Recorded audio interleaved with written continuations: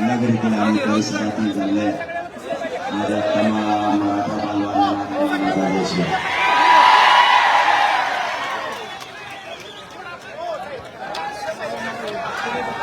महाराष्ट्रभरात आपल्या संवाद बैठका घेत ठरलो. मोहोळकरांनी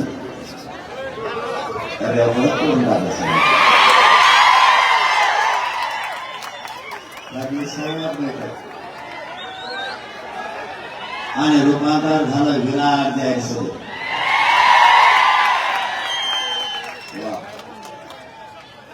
महाराष्ट्रानं या मोहोळ आणि मोहोळ परिसरातल्या बांधवांचा आदर्श गावाचं काम तुम्ही आज केलं. या महाराष्ट्रातल्या प्रत्येक तालुक्यात आणि जिल्ह्याप्रमाणे माझा मोहोळ तालुका काही कमी नाही, तुम्ही आज सिद्ध करून दिलं. संघर्ष काय असतो, न्यायासाठीच कसं एकत्र यायचं या महाराष्ट्राला पुन्हा एकदा या मोहोळने दाखवून दिलं. आणि महाराष्ट्रात तुमचा आदर्श घेऊ उद्यापासून विराट समाजाच्या सुरू होणार. हे किती विराट शक्तीनं जोडलेत ना, हे तुम्हाला दाखवणार आहे त्या राज्याला.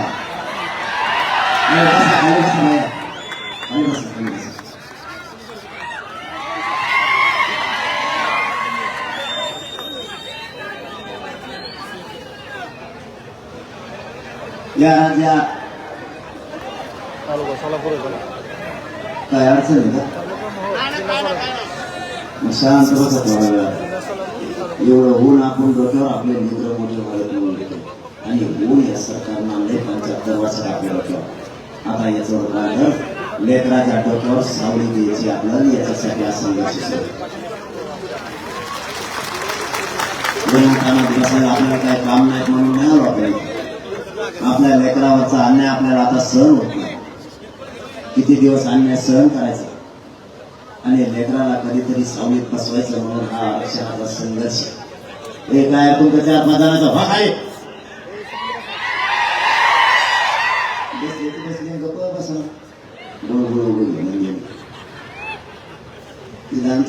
आरक्षणासाठी नियत झालं बरोबरीच.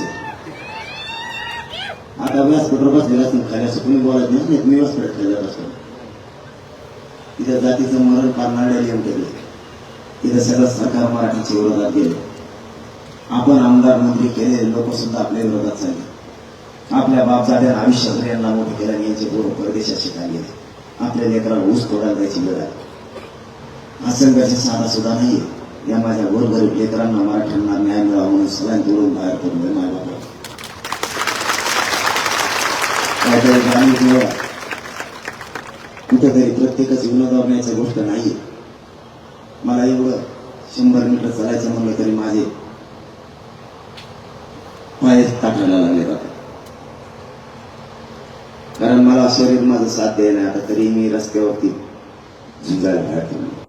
कीर्तनाला देत नाही, मरायला सुद्धा मागा हात नाही.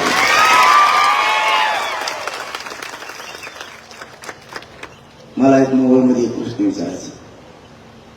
आपली मागणी ओबीसी आणि सगळ्या सोयऱ्यांची अंमलबजावणी.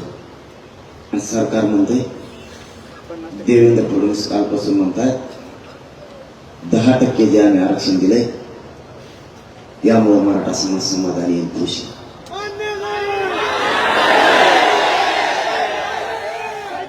मोहोळचा आवाज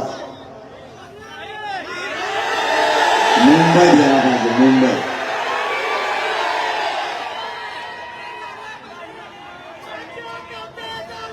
कसे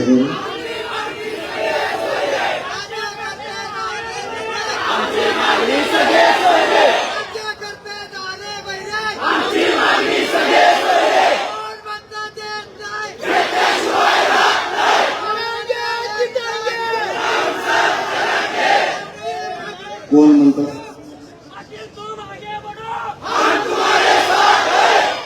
मराठा समाधानी. तुझ्या शेजारी 4 आमदार आजूबाजूला तुझ्या डोक्यावरती गुलाल टाकायला लागले, तू त्यांच्या टाकायला लागला म्हणून मराठा समाज खुश समजतो काय? माझा मराठा समाज खुश नाही. आम्हाला पाहिजे ओबीसीतून आरक्षण, सगळ्या सोयीची अंमलबजावणी, त्याशिवाय सुट्टी नाही, त्याशिवाय सुट्टी नाही. मोबाईलने दुसरी कमाल केली ती पण बघ म्हणा लगेच. नजर पुरं नाही चला लोक इकडे येऊन बघ. ते मग त्याच्या मागं लोक नाही राहिले, माझ्या मागं नाही राहिले का? निवडणुकीला भरायला का कोणाला? मी गोरगरिबांच्या लेकरासाठी जीवाची बाजी लावून लढायला लागलो. मी काय वाईट करायला लागलो? या मराठ्यांचे लेकर आता मोठे झाले पाहिजेत, राज्यापासून केंद्रापर्यंत क्लास 1 पासून क्लास 4 पर्यंतचे अधिकारी झाले पाहिजे, IPS आयोग दर्जाचे अधिकारी झाले पाहिजे. यासाठी मी संघर्ष करतो. माझ्यापासून मराठा समाज लांब जाण्याचं कारण काय? पहिली ते काय लिहिलेलं हो इतकं वाईट? त्याच्यावर असं लिहिलंय का? एकामेकाला कापाकापी करण्यात यावी. त्याच्यावर असं लिहिलंय का? या ठिकाणी दहशतवादी केंद्र आहे, तिथे गोळ्या न्यायला यावा. त्याच्यावर काय लिहिलंय का? एकामेकाच्या टांगड्या मोडण्यात याव्यात तिकडे घालून. मग बोर्ड काय झालंय का? तुम्हाला आचारसंहिता लागली का? अरे मग अडचण काय? मराठ्यांच्या बोर्डाची एवढी दहशत, आणि तुम्हाला माझा फोटो महाराष्ट्रात दिसू द्यायचा नाही. असा पण जर असला तर माझा फोटो माझ्या मराठा मायबापाच्या मनात येईल, आणि माझ्या मायबाप मराठ्यांचा फोटो सुद्धा माझ्या पण रताळ्यात. मराठा समाज माझ्यासाठी जीव की प्राण. आणि तुम्ही फोटो काढून काय होणार? आता बोर्ड करायला चालू केलं. मी विचारलं ते त्या पोलीस बांधवाच्या अधिकाऱ्याला, पोलिसांना दोष देऊ नका, त्यांचा काही दोष नाही, हे वरचं नीट बसा. त्याचा टांगा पलटी करतो मी, टेन्शन नाही घे. येवल्याचा कसा टांगा पलटी केला येवल्याचा, आता नागपूरचा नंबर. आपल्याकडे कोणी आळवली, कोणी पण मराठा आरक्षणाच्या विरोधात म्हणते, नागपूर असेल नाही तर ते येवला असेल, नाही ते बारामती असेल, नाही तिकडे बारामती असेल, कोणी असो, आपल्यापाशी एकच पक्ष मराठा. आपण माझ्या नेत्याला भिताला मजित नाही. माझ्यासाठी माझं दैवत ही माझी मायबाप जनता. विचार आणल्या करायचे सोडणार नाही. तो पक्ष कोणता असो, नेता कोणता असो, ते ठाण्याचा असो नाही तो कुंकाळचा असो. बोर्ड काढायला चालू केलं. मी एका पोलीस बांधवांना फोन करून विचार, थोडा वेळ आहे ना, ऊन लागायला लागलं तुम्हाला?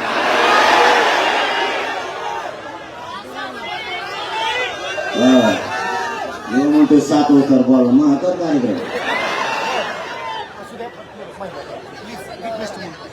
मी एका पोलीस अधिकाऱ्यांना विचारलं, बाबांनो बोर्ड का काढले?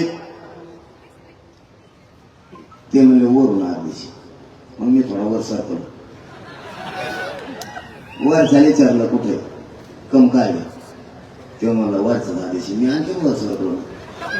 मी वर सरकायला माझं पुढे बघत नाही. मग आणखी वर जातो. मग कमिशनरला फोन केला, बोर्ड कम काढले. ते म्हणले वरून आदेश. मग मी आणखी वर सरकालो.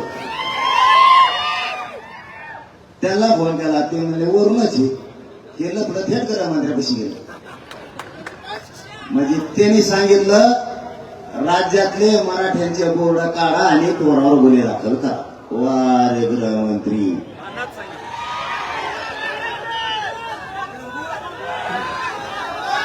तुम्हाला एक गोष्ट माहिती आहे का माय बापा? आपल्या घरात जर लेकरू जन्मलं तर त्याचं 5व्या दिवशी नाव ठेवते, त्याला पाची म्हणते. पाचवीच म्हणतात का तुमच्याकडे? वेगळं म्हणते. आणि नाव ठेवत असते आत्या. आता त्या लेकराचे कान फुकी देईन, कानात नाव ठेवती. सध्या गृहमंत्री आत्याच्या भूमिकेत आहे. गृहमंत्री पोलीस बांधवांचे कान फुकी देईन, त्यांना सांगते कर गुन्हे दाखल. तिकडून सांगते आत्या इकडे बोल दिला आता सुरू बघा काय आत्या भूमिका पार पडली ती आणि आत्याच्या पोटातले नळ फुगलेत मराठ्याच्या डोश्याने पोट वाचरायचं औषध मराठ्याकडे थोडे दिवस दमकार आणि तसं तर औषध आणलंय बी मराठ्याने 2-4 दिवस झालं मी ऐकतोय तुमच्याकडे ऐकलं का मग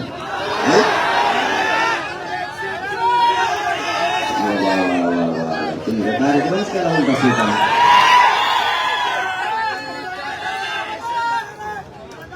आता मराठ्याने नवीनच खंड आणलाय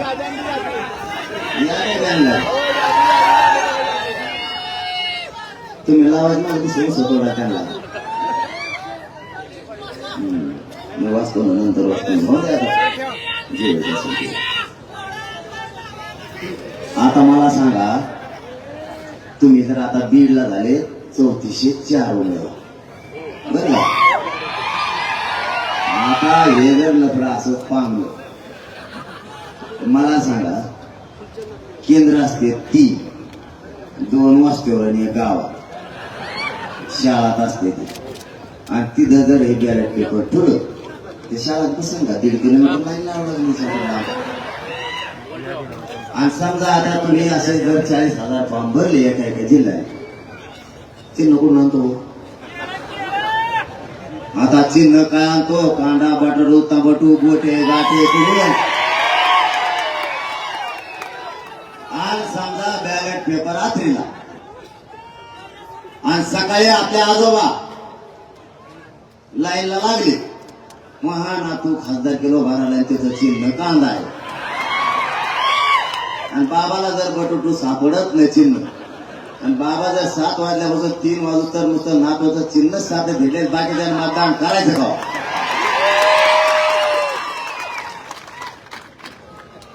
आता हेच खेळ कमी लावू तुम्ही त्यांना झोपायला मला वाटतं असली फाईट बघून जेवढ्या राज्यात निवडणूक आहेत तिकडं असंच होतं का काय घ्या तुम्हाला नाही तर आम्हाला लागू दे राष्ट्रपती राजवट मी त्यांना सांगितलं होतं बोर्ड काढू नका पोरावर खोटे गुन्हे दाखल करू नका तुम्ही मराठ्यात लागू नका हे पुढचे डाव टाकणार एखाद्या डावात जर मराठ्याचा तुम्ही गुंतले ना तुमच्या सगळ्या फासोळ्या मोडत्या आता मी एकट्याने जेवढं बेजार केलंय त्यांना म्हणल्यावर तुम्ही मागं लागल्यावर त्यांना असा मात्र राहायला जायचं काय नाही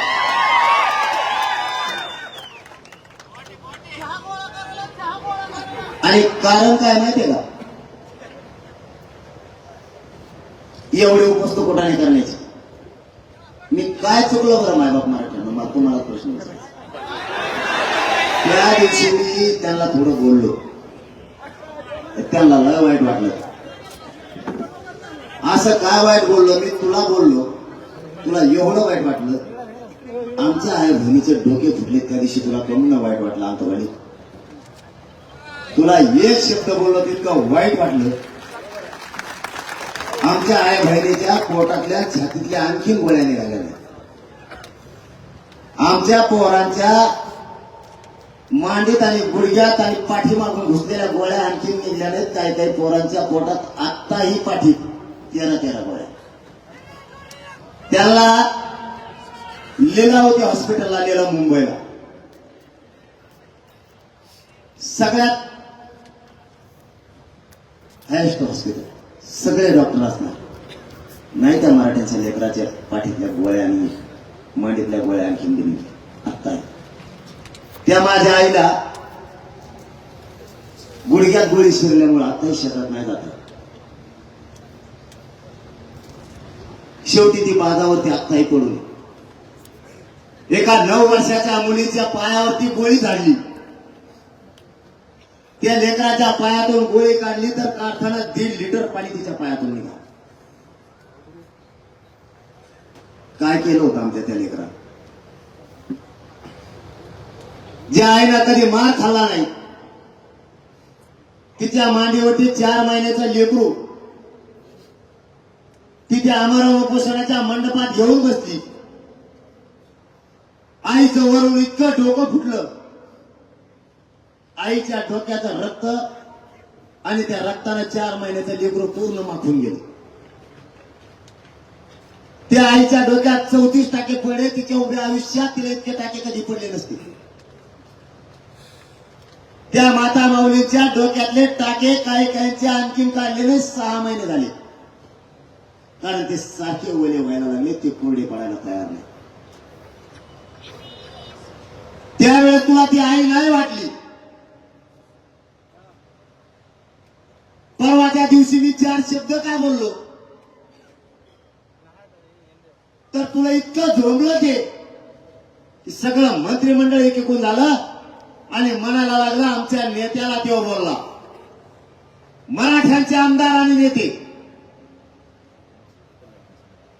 मी बोललो जातीसाठी, बोललो पक्षाच्या नेत्याला आणि पक्षाला, मराठ्यांच्या आमदाराला नेत्याला नाही. तुम्ही 6 महिन्यापासून आम्हाला फसवायला लागला, म्हणून माझी तळ पायाच्या आग मस्तकात गेली की माझ्या मायबाप मराठ्यांना तुम्ही किती दिवस येण्यात काढणार. 75 वर्ष झालं तुम्ही आम्हाला वेळात काढताय. आता 6 महिने झालं आंदोलन सुरू आहे. आज आरक्षण देतो, उद्या देतो, असं करत करत तुम्ही 6 महिने झाले आणि माझा 17वा दिवस आहे आमरण उपोषणाचा. माझ्या पोटात काय नाही, त्यावेळेस अनावधानानं माझ्याकडून काही शब्द गेलेले असतील. तुम्हाला एवढे लागण्याची काय गरज नव्हती. बरं लागले तर लागू द्या. मी बोललो पक्षाला आणि त्या नेत्याला, मराठ्यांच्या आमदारांना मंत्र्यांना नाही. अधिसूचना तुम्ही काढली की मराठ्यांच्या आमदारांनी मंत्र्यांनी म्हणायला पाहिजे होतं तुम्हीही अधिसूचनेची अंमलबजावणी करा. जरांगे पाटील कसा बोलतो ते आम्ही बघतो. त्यावेळेस मी सुद्धा कानाला धरला माझ्या स्वतः. नागपूरच्या अधिवेशनाच्या वेळेस यांना सांगितलं मराठ्यांच्या आमदारांनी आवाज उठवा. एकही मंत्री आणि मराठा आमदार बोलला नाही. आता मुंबईला आर्थिक अधिवेशन सुरू झालं, त्यातही आपण सांगितलं मराठ्याच्या आमदारांना आणि मंत्र्यांना सगळ्या सोयऱ्याच्या अंमलबजावणीसाठी आवाज उठवा. एकही बोलला. मग तुमच्या नेत्याला बोललो तुम्ही मराठ्याची, मी आरक्षण मागतोय मराठ्याला, त्याच्यात तू द्या आरक्षण खाणार, तो आला खाणार, तो चुलता खाणार, तो पोरं खाणार, रक्त आमचे गोरगरिबांचे मराठ्यांचे लोक जाणार, याच्यात तू पण मोठा होणार. तो आमच्याकडून बोलायचं तर तू काय म्हणतो तिथं आमच्या नेत्याला जरांगे पाटील बोलला त्याला अटक करा. तो नेता आहे का तो जाते येडपटा पानतो हे सगळ्या दुनियाचे. तू ये वर इकडे मग सांगतो तुला आता. अरे किती मूर्खपणा आहे. मी कोणासाठी बोलतोय? जातीसाठी. तुला बोललो का? नाही. पक्षाचा नेता मोठा, तुला जात नव्हती. तुला जातीला आमदार केलंय का पक्षाने केलं? तुला मतदान केलंय म्हणून तू आमदार झाला ना. का तो आहे नेत्याने तो यासाठी कॅनडा मतदान आणलं होतं म्हणून तू निवडून आला. म्हणजे मतदान करायला मराठी, मोठं करायला तुला मराठी, आणि तू बोलणार नेत्यावर. अरे धंदा. आणि आता तो तांगा पलटी केल्यावर पुढे बोलशील. परिस्थितीचं भान ठेवा. आम्ही कोणाला बोललोय, तुम्ही कोणाला बोलताय, आणि तुम्हाला सांगतो ते काय केलं. मी केवढं बोललो बघा. मी बोललो आज रात्री 4 झाला टोळीचा. टोळी मुकादम सगळ्यात पुढे सगळे कोणते जमा केले ते. आणि त्यांना सांगितलं याच्यावर उद्या तर यासाठी माया. बघा आता काय विधानसभा अध्यक्ष कर्तव्य दक्ष तळातून तयारी झाली. ते म्हणले मी यासाठीला मंजुरी देत आहे. आट्या तटकून उठल्या. लगेच आट्या म्हणल्या मी अंमलबजावणी उद्या सकाळीच करतो. वा रे वा, राज्य चालवणारे. बघा आता कार्यक्रम यासाठी कोणाला नेमक पाहिजे माहिती तो आहे अवती भोवती जे सुगंधी अगरबत्त्या हिला त्या भ्रष्टाचारी त्यांच्यावर करायची मायावर मायावर काय तेराच पत्रिक मी तो करून का ते ते सिमेंटाचे आणि घेतो मी माझं कुटुंब बाजूला सारलेलं हो आणि समाजाला मायबाप मानलेलं मी मरोच तर माग वाटत नसतो तुला काय करायचं का चल ह्या समाजानं मला माझ्या कुटुंबाची माझ्या मायबापाची मला कधीच आठवण नाही होती एवढं प्रेम दिलं ना एवढी माया मला काय पाहिजे तुमचे पदन पैसे नाही पाहिजे मला पाहिजे आरक्षण आणि तू ते नाही दिलं तू हे तांगे मी उलट पाटे केलेच म्हणायचे मला नाही राजकारणाचा देणं घेणं मला राजकारण माझा मार्ग नाही माझ्या गोरगरीब मराठ्यांचे पोर अधिकारी झाले पाहिजे आणि हे स्वप्न घेऊन मी जीव हातावर घेऊन मी झाले तू मला भेटतो यासाठी आता मला एक तर मीडियावाल्याने विचारलं यासाठी झाली तुमच्यावर म्हणून मला यासाठी म्हणजे कळालं काय त्यामुळे आपण उत्तर नाही दिलं मला कामाला आधी कळून देऊन मग देतो आणि मग ते म्हणले तुम्हाला असं असं होणार तसं मला असं आहे म्हणून म्हणलं काय आता मी काय कोणाचं काय घातल्या नाही माया माग तुम्ही माया माग येऊ पक्ष मला लगे आवडायचं कारण मी याला दैवत मानतो आणि ही जनता मी मालक आणि बाकीचा मायापाशी टिकत दिली तुम्हाला खरं सांगतो ज्या वेळेस तुम्ही मागे जर बघितलं असेल ना बघा ना आपलं किती नशीब आहे आपलं उन्हात सभा सुरू येतो वर निसर्ग सुद्धा साथ द्यावा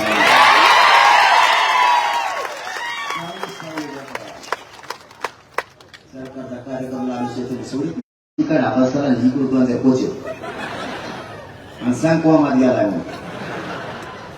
म्हणलं असतं नाही तर मागचा दार सराट पळून गेलो असतो 4 दिवस झाले सरांनी सुरुवात आणि यासाठी कळलं माझ्याकडे असा निरोप आला यासाठी तुमच्या चौकशीला अंतर्गत द्यायला अगोदरच्या दिवशी येणारे तू जेलला मला टाकलं तरी संपला आणि नाही टाकला तरी संपला कारण मी जर आत गेलो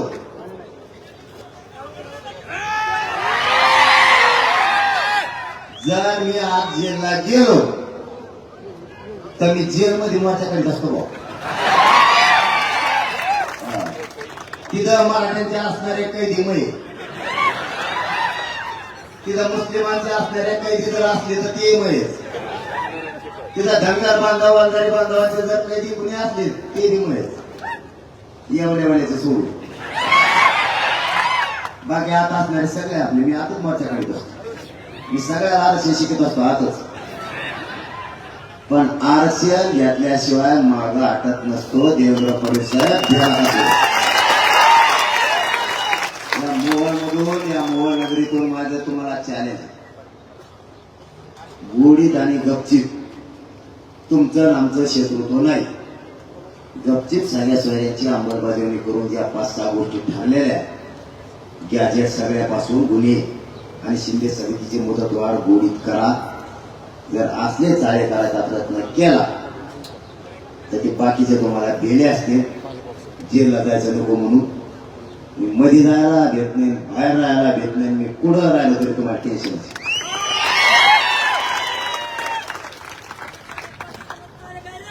मी असा आहे मी माझ्या जीवाची कदर नाही करत तुमच्या गावात आला म्हणून सांगा या गोरगरीब मराठीच्या लेकराला न्यायच मिळाला पाहिजे याच्या डोक्यावर आरक्षणाचा गोळा टाकायचा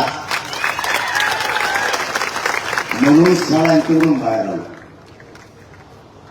विचार नाही करीत माझ्या जीवाचा आणि आयुष्यभर करणार मला चॅलेंज दिलं का आवडत गोडीनं जर म्हणलं तर मी काही करतो मुख्यमंत्री साहेबांच्या एकनाथ शिंदे साहेबांच्या शब्दावर माझ्या मराठा समाजाने त्यांना 6 महिने वेळही दिला आणि सन्मानही केला वेळ दिला ते परवा काय म्हणतात माहिती का जेव्हा लिमिट तोडतो त्याचा मी करेक्ट कार्यक्रम करतो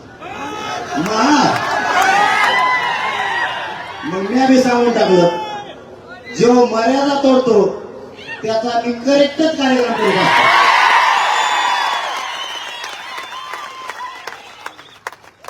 तुम्ही असतात पदावर, पण पदावर बसवणारे हे माझ्या गोरगरीब मराठ्यांच्या पोराला तुम्ही जर आरक्षण नाही दिलं, तुम्हाला सुट्टी नाही. मोहीम काय सुरू केली? मराठ्यांच्या पोरावर खोटे गुन्हे दाखल करायचे. मायबापावर तुम्हाला जाहीरपणाने सांगतात, या राजकीय नेत्यासाठी भांडण करून आपण फुकट केशी आपल्या अंगावर घेतल्या. सरकार आपल्यावर खोटे गुन्हे दाखल करणार आहे. हो द्या, आपल्या लेकरासाठी काय फरक नाही पडत, हो द्या. पण आपल्या लेकराचा काय वेगळे गुन्हा हो द्या आपल्या अंगावर. फक्त आपण उद्रेक आपण नाही करायचं. आता त्यांनी सुरुवात केली बोर्ड काढायला. बोर्ड काढताना फक्त एक काम करा, आपण काढू नका. पोलिसांना सांगा तू काढून घेऊन जाते, आपण काढत नाही म्हणजे ते आत्याकडे जाते. विषय तिकडेच नेऊन घालायचा. बरं, आता तुम्ही सगळे बोर्ड काय बरोबर. आता समजा आमचे काढले आणि एखाद्या वेळेस समजा सोलापूरला सभा आहे तुमची, त्या टायमात तुम्ही आमच्या मोबाईल मध्ये काय लावणार? चलो सोलापूर लावणार का नाही? मग आमचं सोलापूर कस का लावणार नाही? आमचं तुला जमा आणि आमच्या मोबाईल मध्ये कसं काय लावले? बरं, तरी लावले तर लावलं, काढू नका. मी म्हणतो म्हणून काढू नका. आपण दोघांनी एकमेका शब्द मोडायचा, राहू द्यायचा. फक्त पोलिसांना फोन करायचं, सांगायचं आमचं तुम्ही काढू नका, एवढं काढू नका. आणि तुम्हाला काढून द्यायचा नसला त्याच्यावर गुन्हा दाखवला, त्याने आमच्यावर केला. आता आपल्याला यांचा बोर्डाला पर्याय आणला आहे. उद्यापासून सुरू करा. पर्याय असा आहे की आपल्या बाहेर लावलेले बोर्ड काढायला लागले नाही, मग आपण ज्वाराचं एक पान द्यायचं, ज्वाराचं एवढं, आणि त्याच्यावर छापायचं मी मतदार, आणि मतदाराच्या खाली द्यायचं एक मराठा लाख मराठा किंवा एक मराठा कोटी मराठा जे द्यायचं ते, आणि त्याच्या खाली सगळ्यात मोठ्या अक्षरात द्यायचं माझ्या दारात एकही पुढाऱ्याने यायचं नाही. आणि आपल्या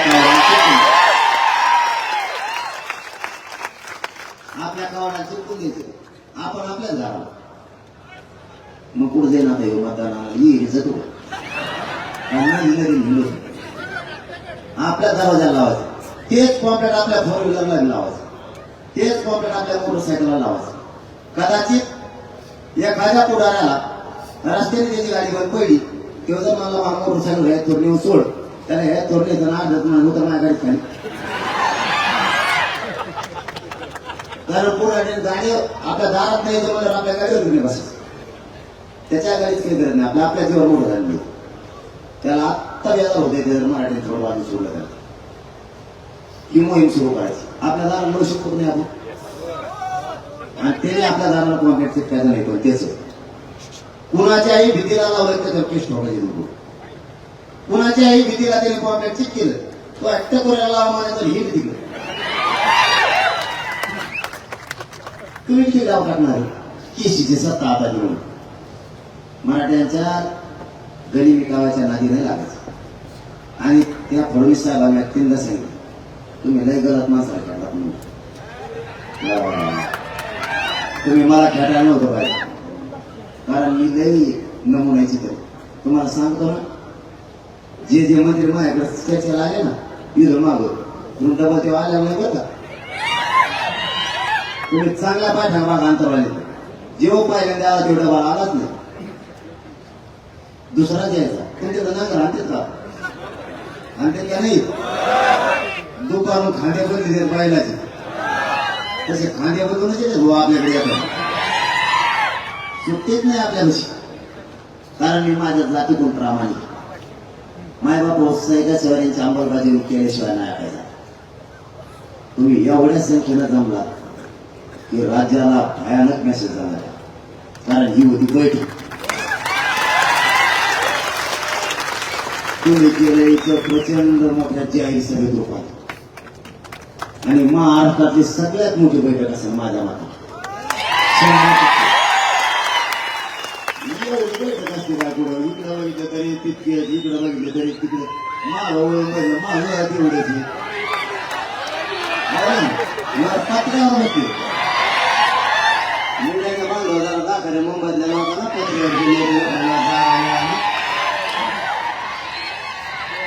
म्हणतो मराठी सगळे खुश आहेत. काय खुश आहे?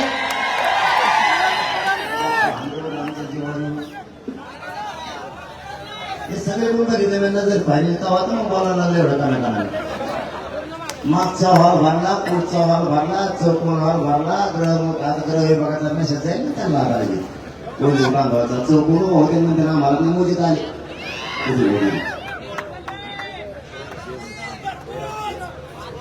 हे बघा मी विरोध करायचा म्हणून करत नाही, मी प्रामाणिक, मी संयमी.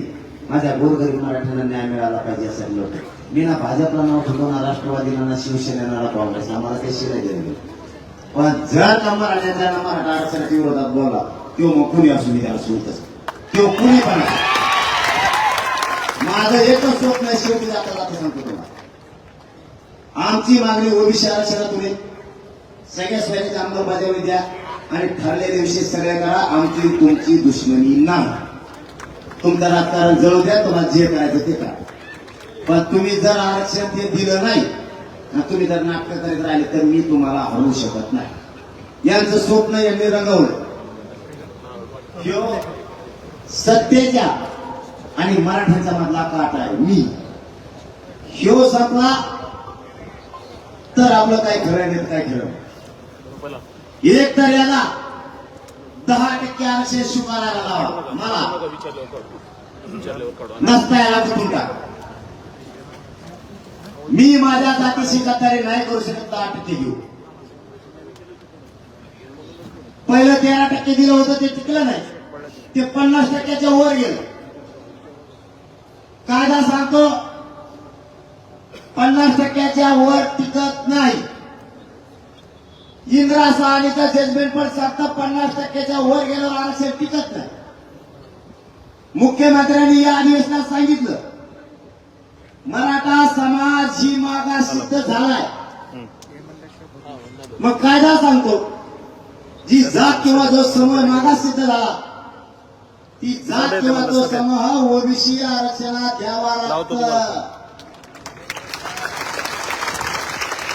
मग जर मराठा समाज मागास सिद्ध झाला तर मराठ्यांना 50%च्या आत 27% ओबीसी आरक्षणात तुम्ही का घेतलं? यांनी वेगळा प्रवर्ग केला आणि आरक्षण दिलं. हे 10% मायबापा असं आरक्षण आहे. जी जात मागास सिद्ध झाली त्याला ओबीसीच्या सगळ्या सवलती लागू कराव्या लागतात. या 10% इंजिनिअरिंग नाही, मेडिकल नाही, MBBS नाही.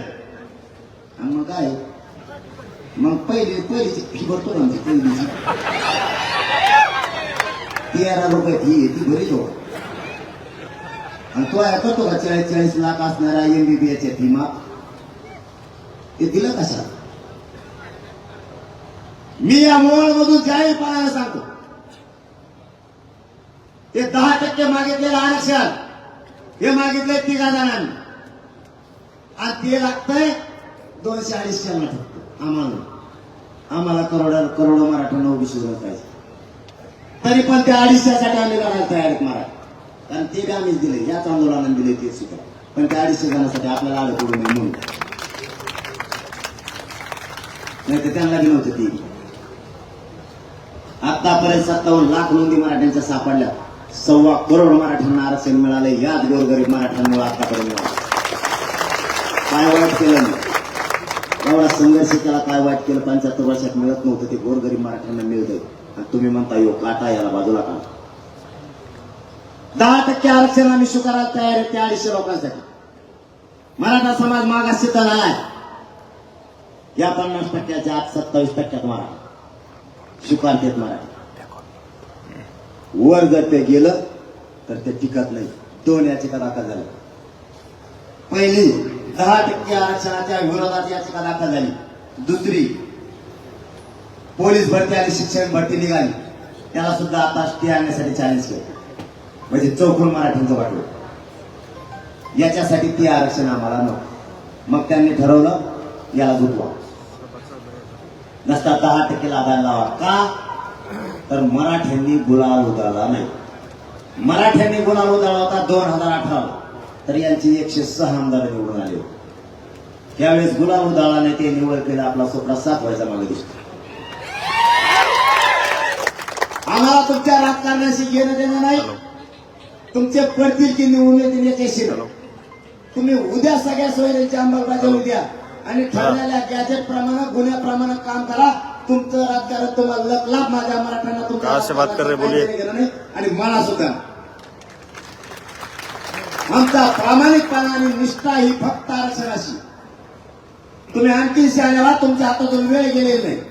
फडणवीस साहेब तुम्हाला विशेष करून या मोहोळ शहरातून सांगतो, तुम्ही आमची सगळ्या सोयीची अंमलबजावणी द्या, आम्हाला काही गरज नाही. हेच मराठी तुम्हाला डोक्यावर घेऊन नसतील. पण तुम्ही नाही दिलं तर मुंडक्यावर टाका सुद्धा माझं पुढे बघणार. आता आरक्षणाची लढाई पुन्हा ग्राउंडवर आपण निघालो. माय बापा तुमच्या जीवावरती मी माझी जीवाची बाजी लावून तिथं लढतो. माझं शरीर मला आता साथ देत नसूनही मी लढतोय. मी मरायला भेटणार नाही. फक्त आरक्षण मिळेपर्यंत माझ्या शरीराने मला साथ देऊ एवढी देवाकडे मी सध्या प्रार्थना करतो. फक्त आरक्षण मिळत तर मला शरीराने साथ दिली तरी बस. आणि आरक्षण मिळेपर्यंत जर शरीराने साथ दिली तर मी यांच्या मुंडक्यावर पाय घेऊन आरक्षण आणतो, माझ्या आणतो. आणि मराठा समाजालाही सांगतो, माझं मुंडकं जरी यांनी कापून नेलं ना तरी मराठ्यांना आरक्षण मिळवून दिल्याशिवाय एक इंचही माग हटणार नाही. शब्द माझा.